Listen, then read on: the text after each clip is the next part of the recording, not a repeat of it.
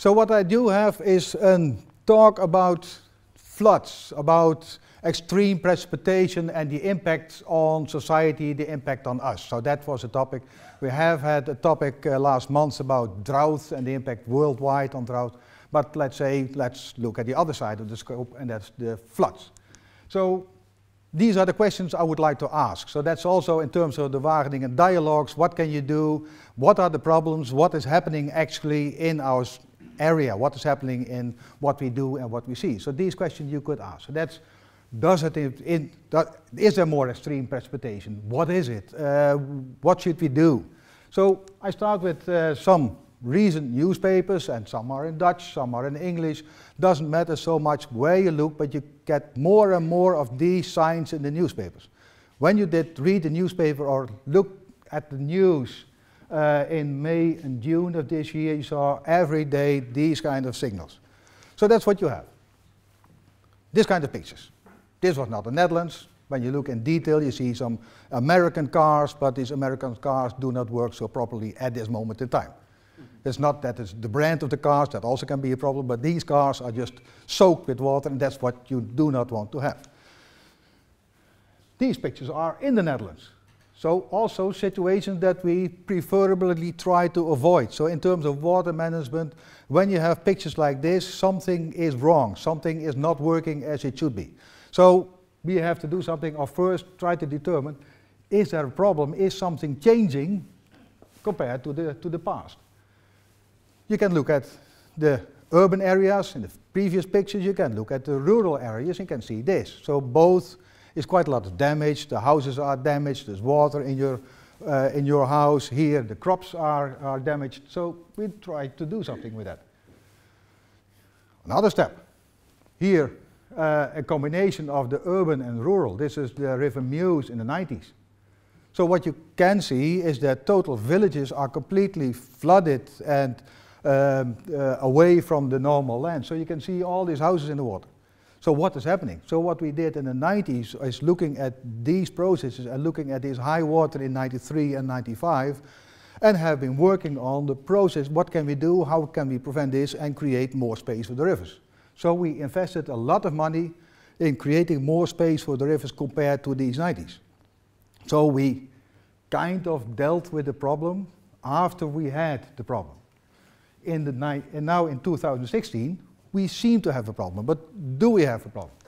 So we go to new pictures. So here, Arnhem, 2016, just one city close to Wageningen, probably you know it, and it's on the south end of an ice-pushed ridge, so some parts are more elevated, some parts are lower.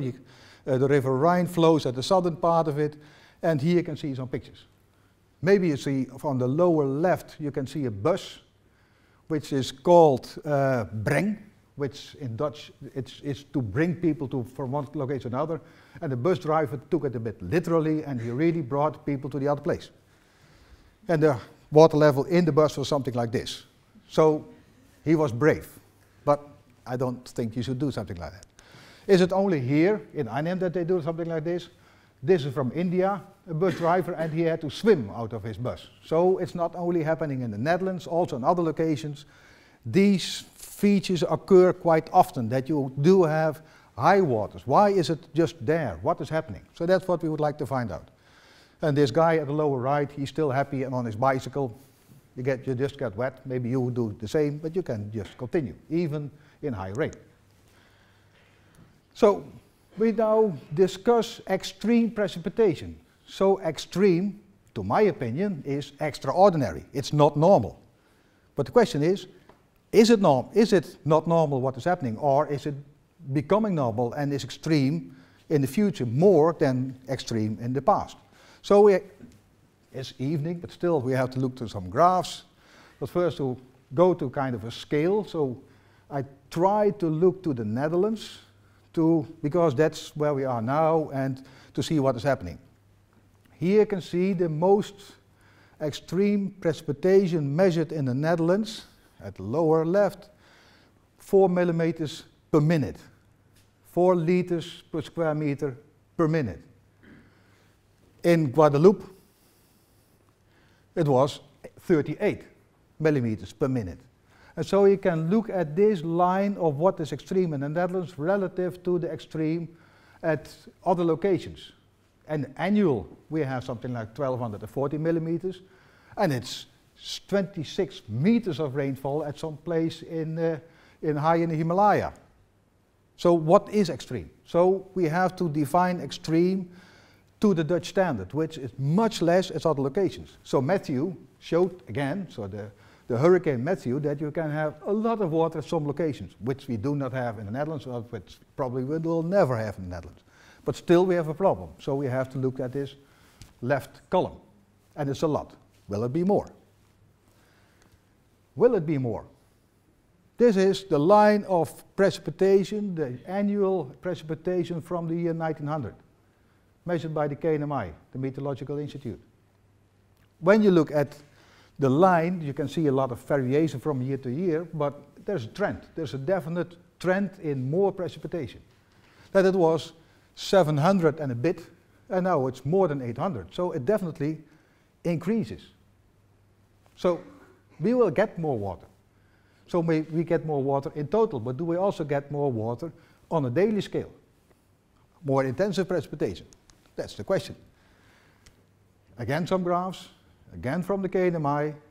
What you can see for the people who remember 1976, well, 1976 was a very, maybe now some fall asleep, so 1976, I was not even born at that time.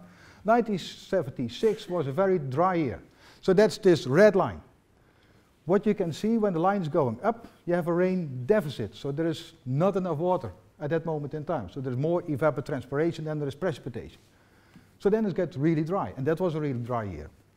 The black line, that is this year. What you can see, you have some rain deficit when spring starts and it gets warmer and the vegetation starts to transpire. And then it starts to rain. So in May, June, we had all this high intensity rainfall, and this black line goes back to the zero. So there is no deficit. Everything is at what we call field capacity. Everything is full enough with water, relative to other years. So the normal year is kind of the blue line. So this year in spring was definitely wetter than an average year. At the end of the summer, we had a deficit. So this map of the Netherlands, you can see that everything is kind of greenish, brownish. That means that now we have a deficit. What we experience now, that it has been dry for quite a while. So this black line is increasing gradually. The evapotranspiration is going down, is reduced, but still it's happening. So especially in spring, we seem to have relatively much water. And after that, relatively little water. So I looked in a little bit more detail to the years, the months April, May, June. What did happen then? So why it was so often in the news, there is a lot of rainfall. So here you can see with kind of a light blue cloud, the days which had at some point in the Netherlands at least 30 millimeters of rainfall. 30 liters per square meter of rainfall. So that's quite a lot, you could say. So, first group was at the end of May and early June. A set of consecutive days with more, at some point, some location, more than 30 millimeters. This is the map. So again, I zoom a bit to Europe now, and you can see the meteorological map of Europe, and you see a lot of lows in this region. So low, it attracts a lot of moist, a lot of water from the ocean. You can see a map at the lower of the upper left, and there, the whiter it is, this spot on Europe, the more rainfall. And it's too small there, but it's more than 200 millimeters on this event in a short series of days. So a lot. Normal average rainfall here in this region is something like 80 millimeters per month. This is a couple of 100 millimeters in a couple of days. What's the effect? This is Paris. So this is the Seine, not as you, probably everybody has been there. This is not as you used to know it. It's much wetter. Another one. So this is the discharge of the Seine. So huge. A lot is happening. And you can see here the map of Paris, and you can see the Seine entering, coming a bit from the south with quite some elevation, and the residence time of the water is relatively short, so that rushes into the city, in the oldest part of the city, where the city started next to the river, and that's all flooded. So that is this indication close to the river. The other slide, at the upper right, you can see the rise of the Seine in just a couple of days, the water level, and it was 2.5 meters in a few days. So it's a lot. So that is effective flooding that happens in Paris. But it was not only in Paris. Here you can see Germany. And I do not like to go home when it's like this. So this is not normal. So we try to discuss, okay, but is it true? Is it normal? This is not normal. This is not how you go home on your road. So here also this high intensity rainfall is happening. So here, and you can see that there is a lot of sediments in there. So a lot of sediments means a lot of erosion. So also the landscape, the vegetation is not used to this amount of water. That's what you can conclude just from this picture. We continue, closer to home. Here you can see Venlo, the A74. It's not how I would like to go home with a highway like this. So at one side you can go home, the other side is just completely washed away. So it's a new road, just finished in 2012. And the total soil there was saturated with water because it is high intensity rainfall, and came like just fluid and just did flow on the road, and that's it. So for a couple of days you could not pass that point. Then Boxmeer, close to that point, again a series of rainfall, and watch what is happening at this northern part of Limburg. So it now appears that Limburg is always the place not to be like this in terms of rainfall, but that's not completely true. So here you see a series of days now with a look at the point of the arrow, what is happening in Boxmeer. And a blue dot is indicating a lot of rainfall. Other places, 1 millimeter, 2 millimeters, something like that. So parts are dry and some parts have a huge amount of rainfall. And you can see that the scale now goes up to 90 millimeters. So at some locations there was more than 60 millimeters on that day. Next one, hardly any rainfall. Next one, 120 on the scale. Again, Limburg. So Limburg, sometimes in the past it was with Apollo 13 Houston we have a problem. Now Limburg we have a problem. Again one, same region. So it tends to go back to the same location and it does not move. What we see in meteorology is that this real high intensity rainfall, that it kind of stays at the same location and starts to rain there and stays there. So why is that happening? When you look at the volume of water on that point, when you would transfer that to on an area of 10 square kilometers, it's 6,000 Olympic pools with Ranomi Kromowidjojo somewhere there. So it's a lot of water. And then Boxmeer looked like this. So should we be able to cope with that much water? That can be a question. Another set, just a couple of dry days, and then it restarted.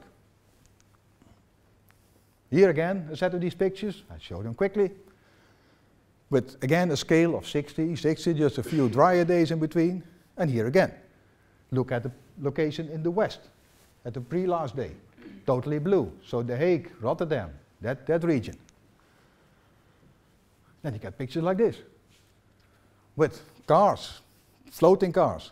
What I noticed is that we have one Opel and 2 Mercedes. And even the Mercedes, there's a small movie of that, and it just completely floats. So it's, at least my conclusion was, Mercedes people are brave people. They just continue, my car is good, I can go to the other end. 2010, Enschede. So a few years ago, look at the region in the red circle, couple of days, and again on that location, and you can see a round highway, and again a Mercedes. So there is some link with the car driver or the car type, which people think, okay, but I can go to the other end. That's something what is happening. They're pushing. Yeah. So indeed they are pushing, but halfway they think, okay, this might not be a good idea. That can be the conclusion. So then again, a couple of days there, and you see at other locations again heavy rainfall. So a lot is happening. Let's look at the cloud. Why is this happening like this? So here you can see a general picture of how these clouds develop.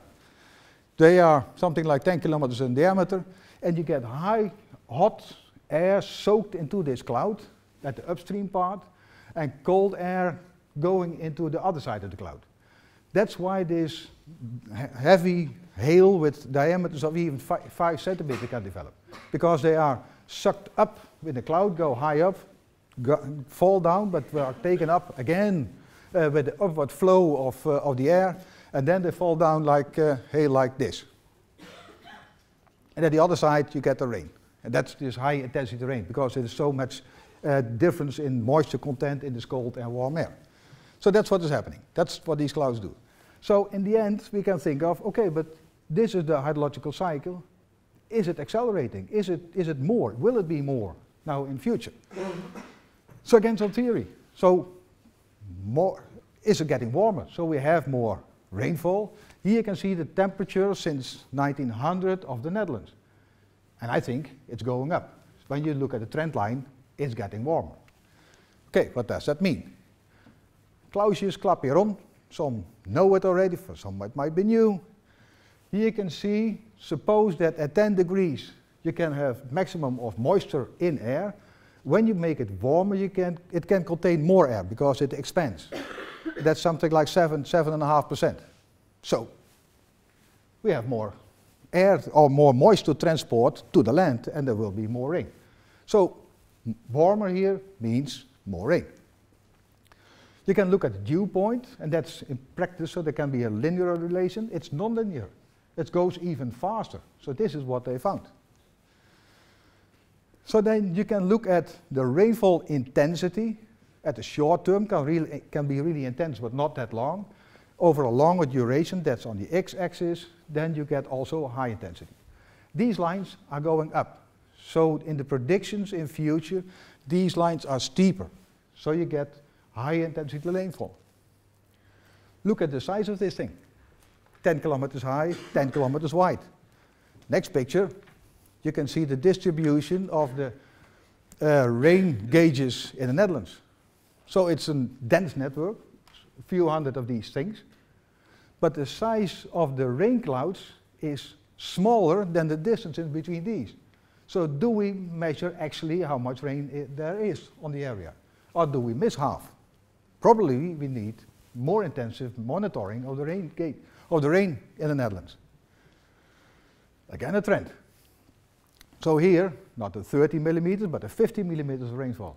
And it's going up. So the number of days with 50 millimeters or more is doubled over these 50 years. So from a little bit more than 5, now we are at almost 10 of these rain days per year. Another one, highest precipitation per year. Also a line is going up. So we do get more rain. So this is just simple statistics. We do get more rain. Topography. When we look at the topography of the Netherlands, we have some high points, we have some low points. And what we can do is compare these with the rain surplus potentially over the year in the Netherlands. And then we see something like this. So the Veluwe area, this ice-pushed ridge area in the center part of the Netherlands, gets more water. That's what we see. Also Rotterdam, The Hague, because it's there, the air goes over the city and therefore it rains more at that point. So we created our own hill, our own ridge from the moist water from the sea. Another thing, what do you see in these pictures? All covers of manholes with a lot of water coming from them.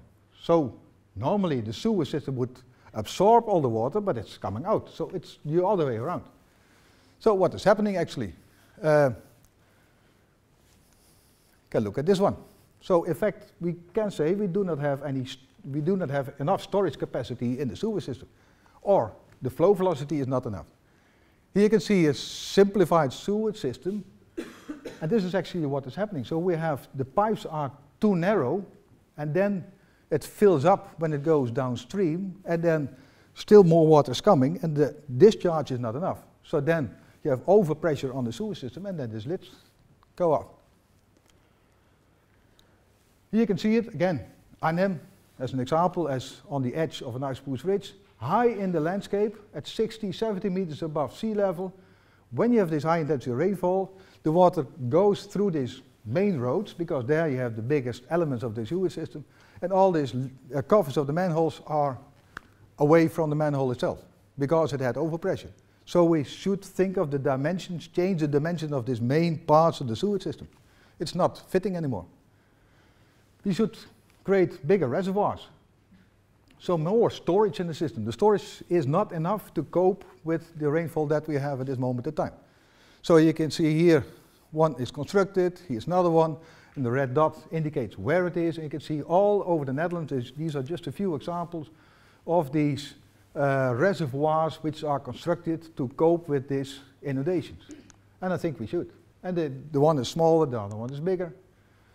Another thing that we can do is to go from more concrete and more stones in the landscape in the cities where water cannot infiltrate to these kind of open streets that water can infiltrate.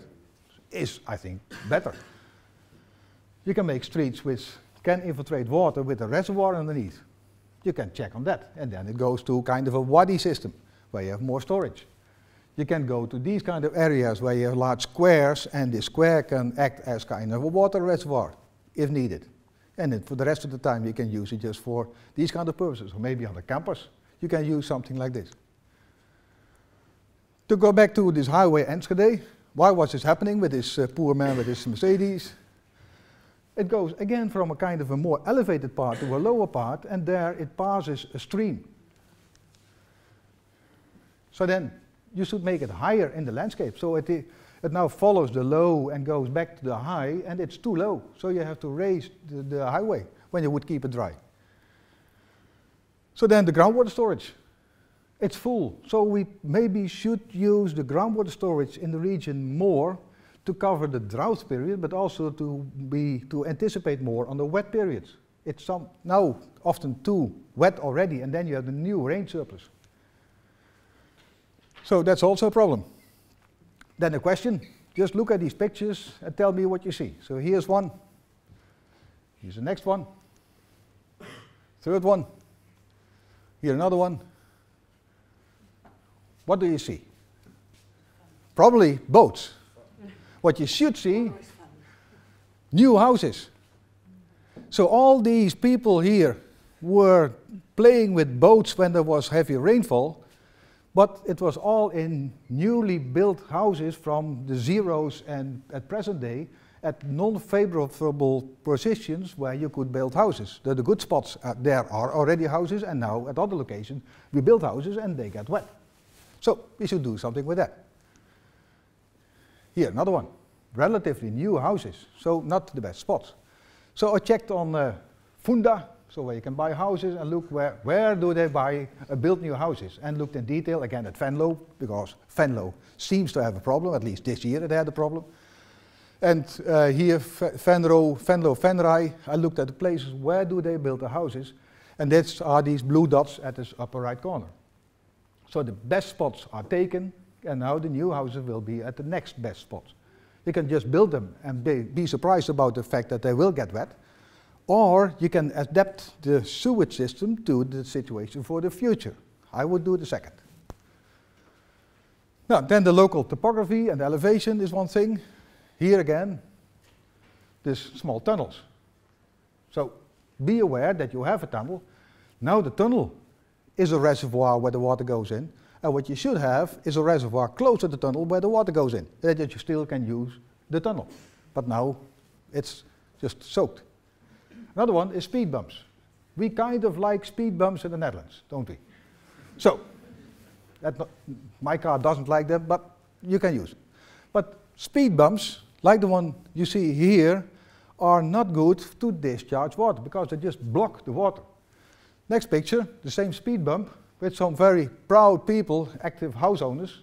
They do not look that active because I don't see any hands there, but they took it apart to get rid of the water, to avoid that the water would go into their houses. So we should think of the speed bumps, maybe should stay also in future speed bumps, but not these fully continuous water blocking speed bumps, or kind of a bypass for the water.